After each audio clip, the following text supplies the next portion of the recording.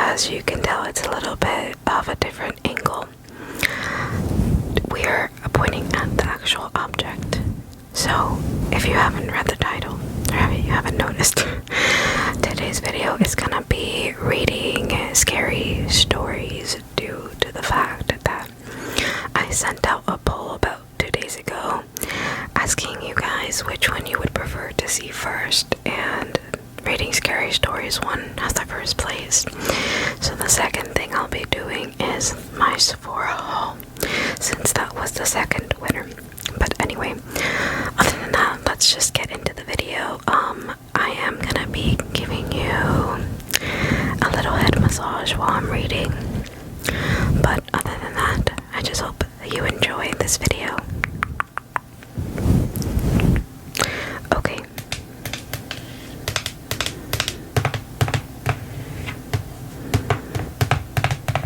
So as you can plainly see, the book is called Ghostly. Oh my god, I was gonna say ghostly stories. Ghostly Tales. Spine chilling stories of the Victorian age. And apparently the illustrations are by Bill Bragg. Let's hope that I'm pronouncing these things well enough. I absolutely love the cover. It is absolutely beautiful. Anyway, let's get into it.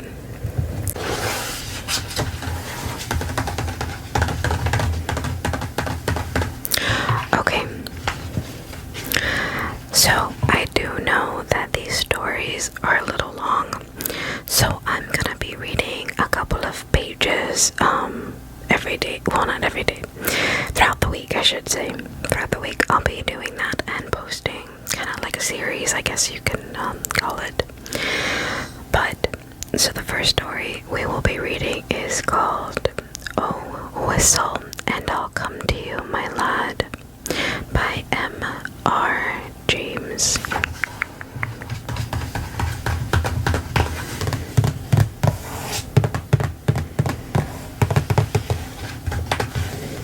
Okay. Isn't this absolutely stunning? I love trees that have like no leaves on them. The Tales. 𝓬𝓲𝓭𝓮𝓸𝓼. It's a little bit hard to do it this way.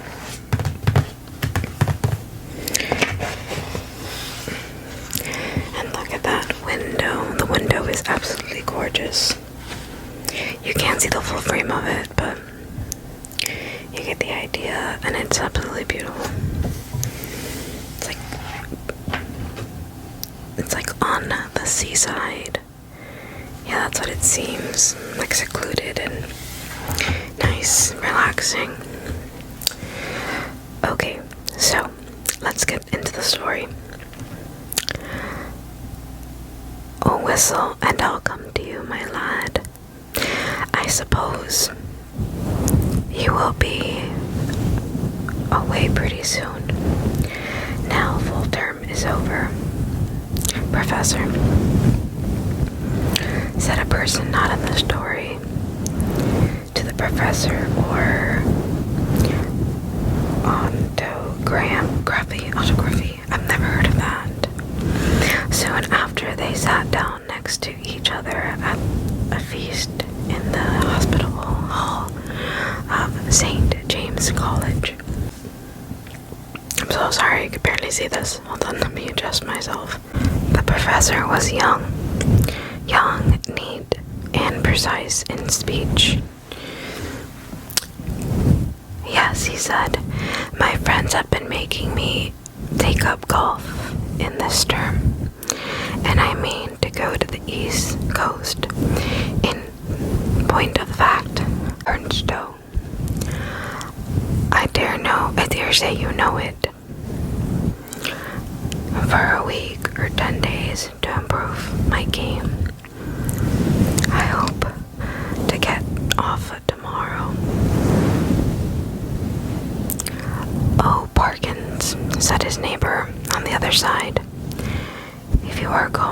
burned stove, I wish you would look at the site of the temple.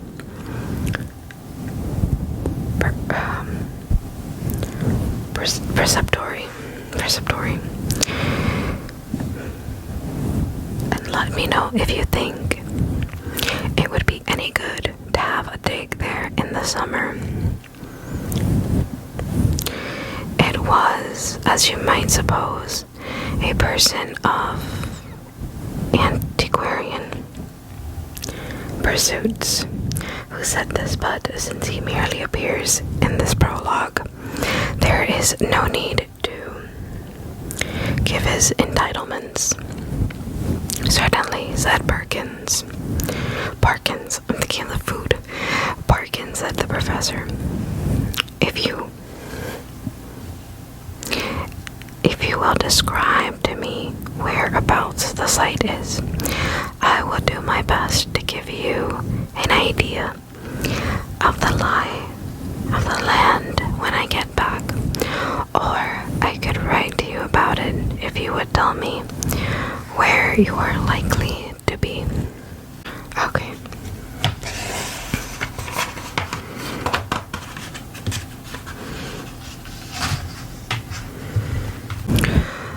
Don't trouble to do that, thanks. It's only that I'm thinking of taking my family in that direction in the long. And it occurred to me that very few of the English preservatories have ever been properly planned. I might have an opportunity of doing something useful on off days. The professor rather sniffled at the idea that planning out a preservatory could be described useful. His neighbor continued, the site, I doubt it. If there's anything showing above ground, must be down quite close to the beach now. The sea has encroached tremendously, as you know, all along that bit of coast. I should think from the map that it must be about 3/4 of a mile from the Globe Inn at the north end of the town. Where are you going to stay? Well, at the Globe Inn, matter of fact, said Parkins. I have engaged a room there. I couldn't get in anywhere else. Most of the lodging houses are shut up in winter. It seems, and as it is, they tell me that the only room of any size I can really have is a double-bedded one, and that they haven't in which to store the other bed, and so on.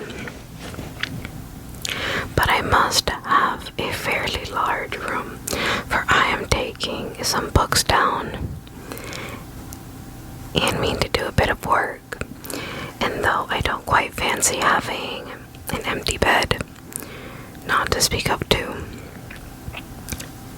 in what I may call for the time being of my study, I can manage to rough it for the short time I shall be there. Do you call having the extra bed in your room roughing it, Parkins? Said a bluff person opposite.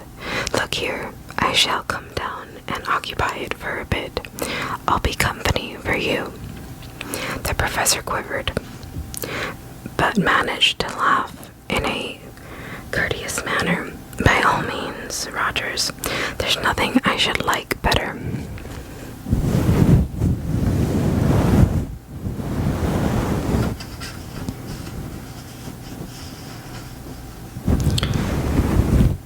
But I am afraid you would find it rather dull.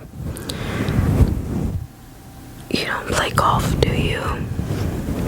No, thank heaven, said said rude Mr. Rogers. Well, you see, when I'm not writing, I shall most likely be out on the links, and that, as I say, should be rather dull for you, I'm afraid. Oh, I don't know. There's certain to be somebody I know in the place.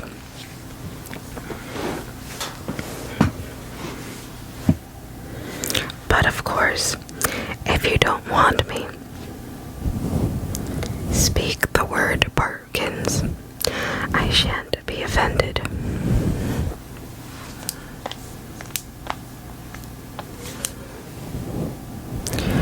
Truth, as you always tell us, is never offensive. Perkins was indeed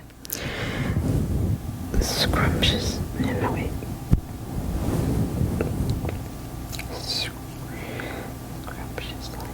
You know, I'm not sure if I'm pronouncing this right, but it's like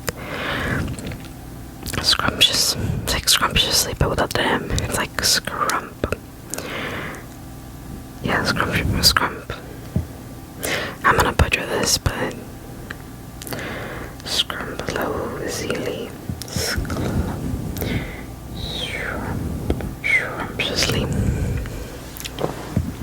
Shrumpiously polite and strictly truthful. It is to be said, it is to be feared, that Mr. Rogers sometimes praised upon his knowledge of these that feared.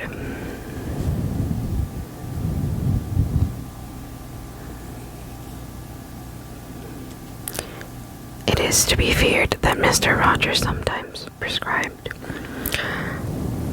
It is to be feared that Mr. Rogers sometimes practiced upon his knowledge of these characteristics. In Perkins' breast there was a conflict now raging, which for a moment or two did not allow him to answer.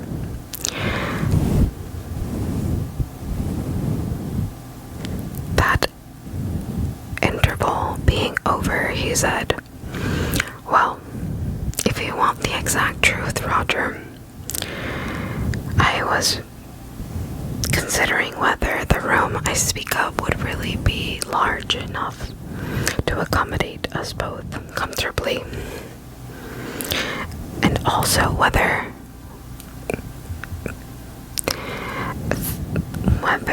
mind, I shouldn't have said this if you hadn't pressed me," parentheses, he says.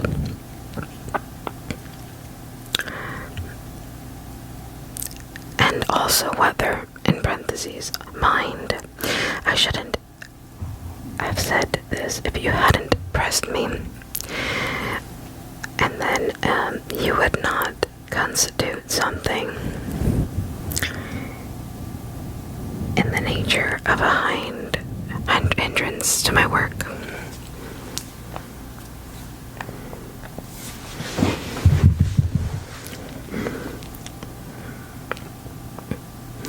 Rogers laughed loudly.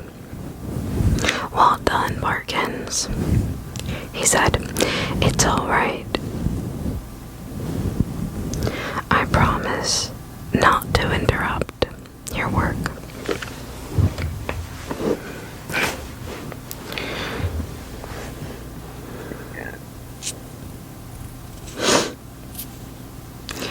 "Don't you disturb yourself about that.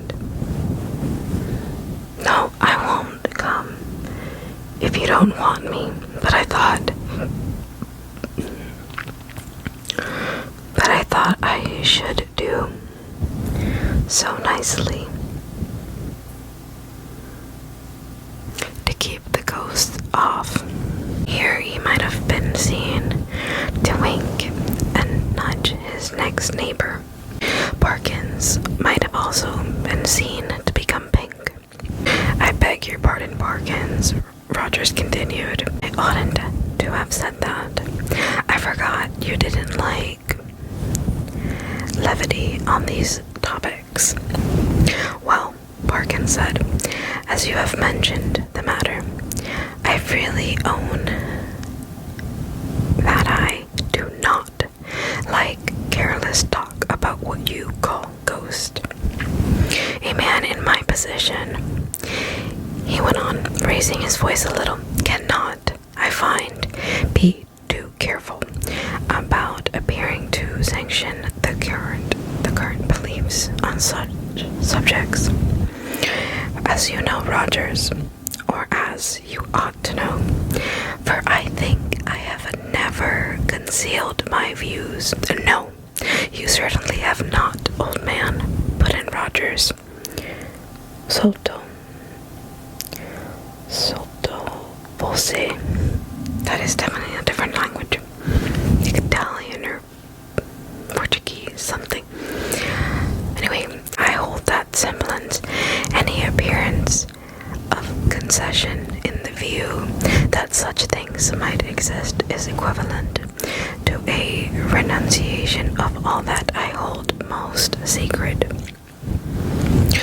But I'm afraid I have not succeeded in securing your attention. Your undivided attention was what Mr. Blimber actually said. Rogers interrupted, with every appearance of an earnest desire for accuracy, but I...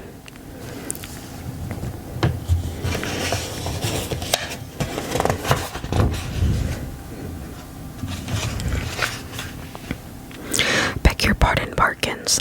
I'm stopping you. No, not at all, said Parkins. I don't remember Blimber. Perhaps he was before my time, but I needn't go on. I'm sure you know what I mean. Yes, said Rogers, rather hastily. Just so. We'll go into it fully at Burnstow, or somewhere.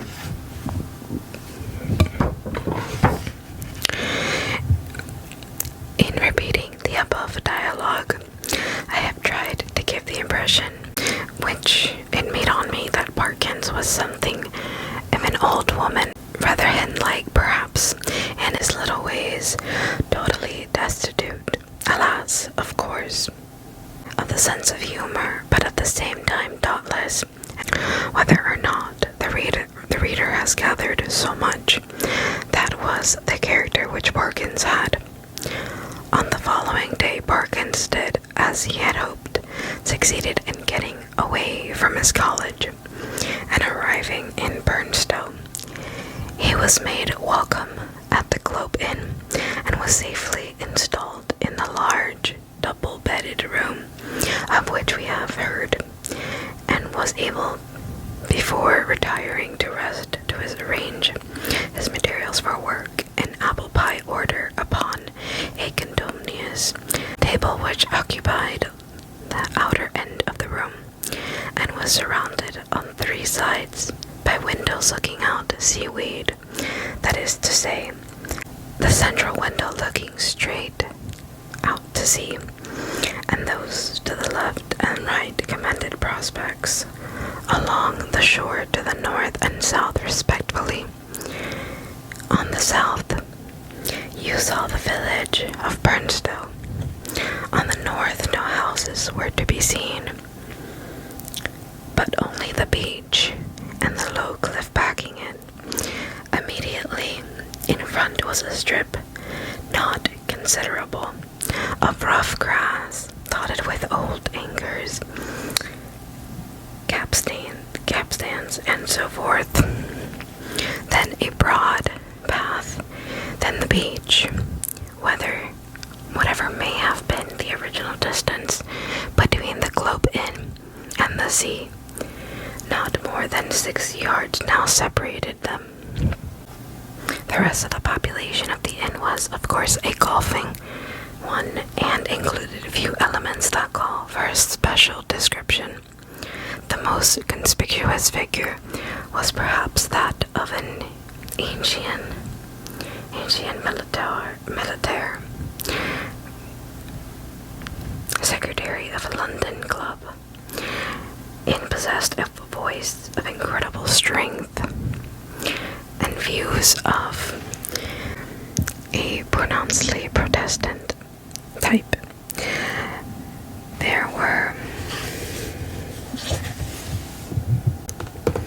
These were apt to find utterness after his attendance upon the administrative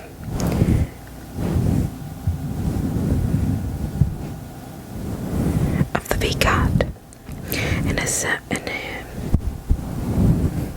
an inestimable man with inclinations towards a picturesque ritual, which he gallantly kept down as far as he could of difference in East Anglian tradition. Professor Parkins, one of whose principal characteristics was pluck, spent the greater part of the day following his arrival at 𝓮𝓲𝓭𝓮𝓸𝓼 in what he had called improvising his game in company with this Colonel Wilson, and during the afternoon, whether the process of the improvement were to blame or not, I am not sure. The Colonel's demeanor assumed a coloring so lucid that even Parkins jibbed at the thought of walking home with him from the links. He determined, after a short and furtive look at the bristling mustache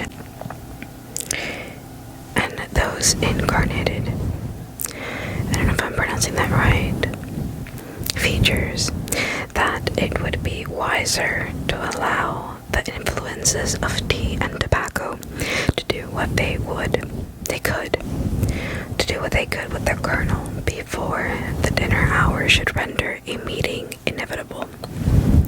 I might walk home tonight along the beach, he reflected. Yes, and take a look. There will be a light enough for that. The ruins of which Disney was talking. I don't exactly know where they are, by the way, but I expect I can hardly help stumbling on them. This he accomplished, I must say, in the most literal sense, for in picking his way from the links to the shingle beach, his foot caught partly in a coarse root and partly in a biggish stone, and over he went. When he got up and surveyed his surroundings, he found himself in a patch of somewhat broken ground, covered with small depressions and mounds. These latter, when he came to examine them, and proved to be simply masses of flints embedded in mortar and grown over with turf. He quite rightly concluded, be on the side of the presbytery he had promised to look out. It seemed not unlikely to reward the spade of the explorer. Enough of the foundations was probably left at the great depth to throw a good deal of light on the general plan. He remembered vaguely that the Templars to this site had belonged were in the habit of building round churches, and he thought a particular series of the humps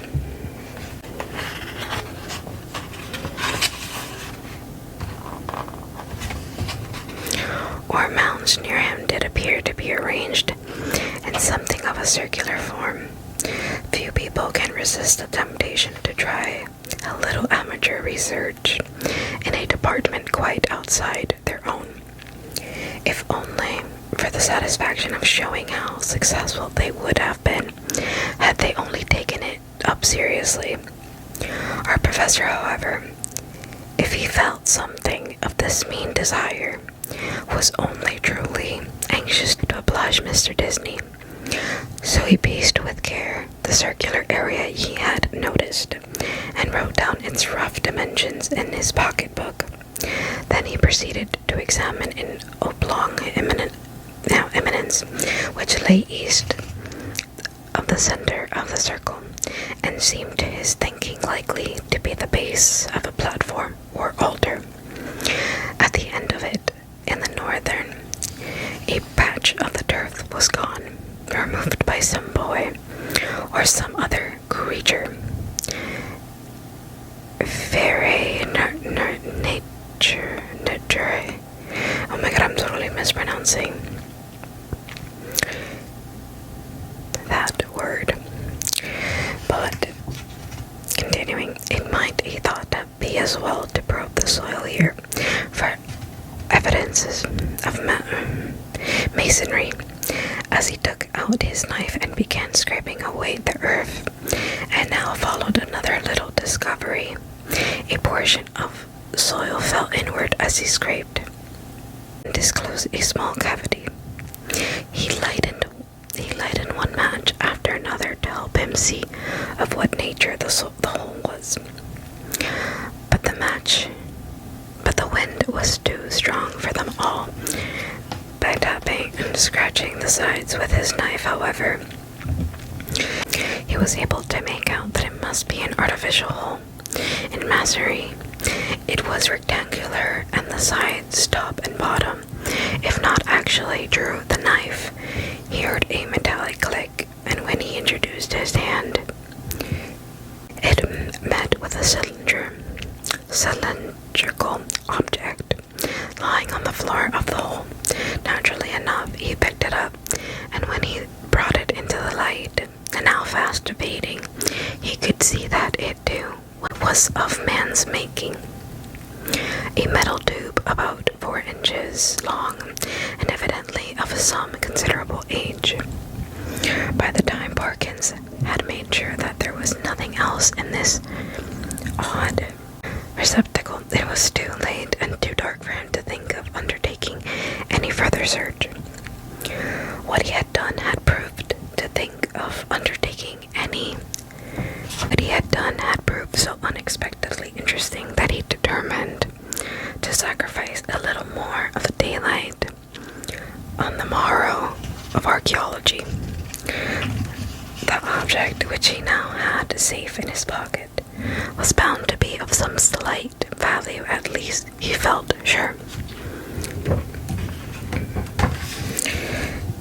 𝓿𝓾𝓻𝓮 was the view, and which he took of a last look before starting homeward. A faint yellow light on the west showed the links on which a few figures mowing towards the clubhouse were still visible. The squat Martello Tower, the lights of 𝓿𝓲𝓭𝓮𝓸𝓼 village, the pale ribbons of sand intersected at intervals by black wooden quoinings, the dim and murmuring sea. The wind was bitter from the north, but was at the back. When he set out for the globe, he quickly rattled and clashed through the shingle and gained the sand, upon which, but for the groinings which had been to be got over every few yards, the going was both good and quiet. One last look behind to measure the distance he had made since leaving the ruined temple church showed him a prospect of company, as his walk, in the shape of a rather indistinct personage who seemed to be making great efforts to catch up with him, but made little, if any, progress. I mean, that there was an appearance of running about his movements, but that the distance between him and Parkins did not seem paternally to lessen. 𝓿𝓼𝓾𝓻𝓮. So at least Parkins thought, and decided that he almost certainly did not know him, and that it would be absurd to wait until he came up. For all that company, he began to think, would really be very welcome on that lonely shore. If only you would choose your companion. In his unenlightened days, he had read of meetings in such places, which even now would hardly bear thinking of. He went on thinking of them, however, until he reached home, and particularly of one which catches most people's fancy at some time of their childhood. Now, I saw in my dream that Christian had gone but a very little way when he saw a foul fiend coming over the field to meet him. What should I do now, he thought. If I look back and caught sight of a black figure sharply defined against the yellow sky, and saw that it had horns and wings, I wonder whether I should stand or run for it. Luckily, the gentleman behind is not of that kind, and he seems not be about as far off now as I first saw him. Well, at this rate, he won't get his dinner as soon as I shall. And dear me, it's within a quarter of an hour of the time now. I must run. Alrighty, my loves. So,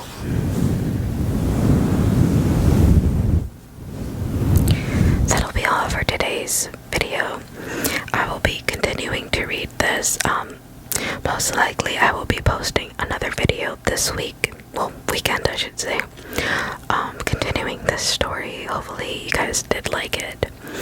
And so other than that, as always, I just quickly want to say good night, good night.